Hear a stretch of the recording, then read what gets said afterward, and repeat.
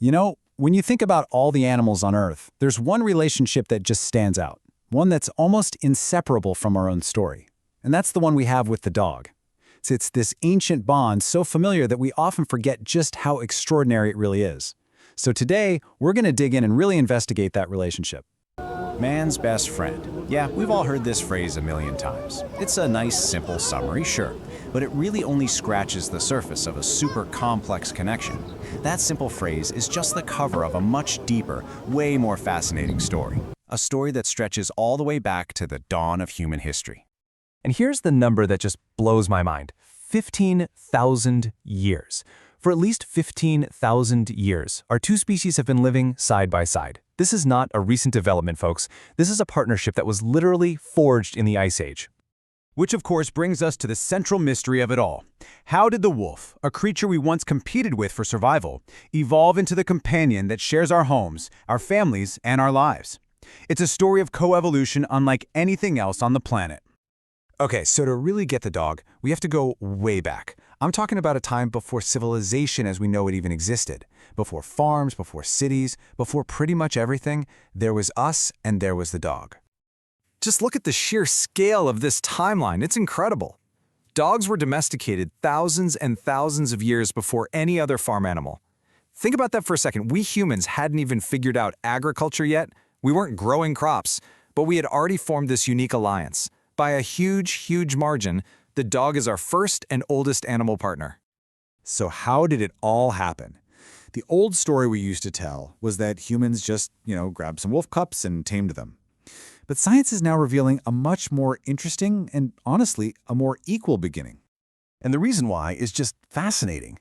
Early humans and wolves, well, we were surprisingly similar. We were both social predators, we hunted the same large animals, and we did it in coordinated groups.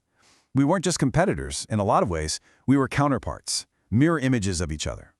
This created all these opportunities for us to interact, around campsites and kills, laying the groundwork for something totally new. So this means it wasn't a conquest. Scientists call it a mutual rapprochement. Basically, the bolder, less aggressive wolves were drawn to our camps for leftover food, and in turn, we benefited because these wolves acted as these amazing early warning systems against other predators. It was a two-way street, a gradual coming together, where you could almost ask who domesticated whom. Now, this new partnership didn't just change behavior. It literally remade the wolf from the inside out. It transformed its entire genetic blueprint. The science of paleogenomics, which is just an awesome word for the study of ancient DNA, has shown us this blueprint. Living near us favored traits like lower stress hormones, which means less aggression. We start to see these more juvenile features pop up, like floppy ears and shorter snouts. New coat colors, like solid black, appear, which would be a disadvantage in the wild, but didn't matter in a human camp. They even evolved the ability to digest the starches in our leftover food. Just being near us physically reshaped them.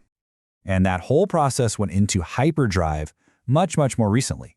It was really during the 19th century that humans started to selectively breed dogs not just for their job, but for how they looked. And that's what created this incredible explosion of diversity. More than 335 breeds we see today. But honestly, the most profound changes happened in the mind. Modern science is now revealing this incredible set of cognitive tools that dogs evolved specifically to understand us. There's a classic experiment that shows this perfectly. You take a socialized wolf and a dog. No problem. Both of them can easily learn to pull a strap to get a treat. But here's the twist. When the problem becomes unsolvable, when that strap is fixed, their strategies just completely diverge. The wolf keeps trying stubbornly on its own, but the dog, after maybe a brief attempt, it quickly turns and looks right at the human as if to say, "Hey, a little help here?" This isn't just something they learn, it's a genetic predisposition to seek our cooperation. And their ability to cooperate with us is just astonishing. In experiments, dogs correctly interpret a human pointing gesture 90% of the time. Now that might sound simple to you, but it's a cognitive skill that even our closest relatives, chimpanzees, really struggle with. And this goes so far beyond just following a hand. Dogs are incredibly tuned into our eyes. They literally watch our gaze to understand what we're thinking, what our intent is, and they use that information to make their own decisions. They are constantly reading our social cues with a sophistication that is absolutely unique in the animal kingdom. And what's going on inside their brains is just as remarkable. fMRI studies show that the very same emotional centers in a dog's brain light up whether they hear another dog's whimper or a human's cry. They process our emotional sounds in a way that is strikingly similar to how they process their own. This could be the actual neurological basis for that powerful feeling of empathy between us. Of course, we can't talk about a dog's mind without talking about its most powerful tool, its nose. Their sense of smell is almost beyond our ability to comprehend, up to 1,000,000 times more sensitive than ours. They are literally perceiving a world of information that is completely invisible to us. And this incredible sense has some astounding applications. Studies have actually shown that trained dogs can detect the unique chemical signature of certain cancers just from patient samples, with a success rate of 76%. They're literally sniffing out disease, alerting us to dangers our own technology can sometimes miss. It's amazing. So after 15,000 years, this partnership has reached a level of depth and complexity that is, well, it's truly breathtaking. It's a bond that just continues to evolve and surprise us. Just listen to this story about Jess, a sheepdog in England.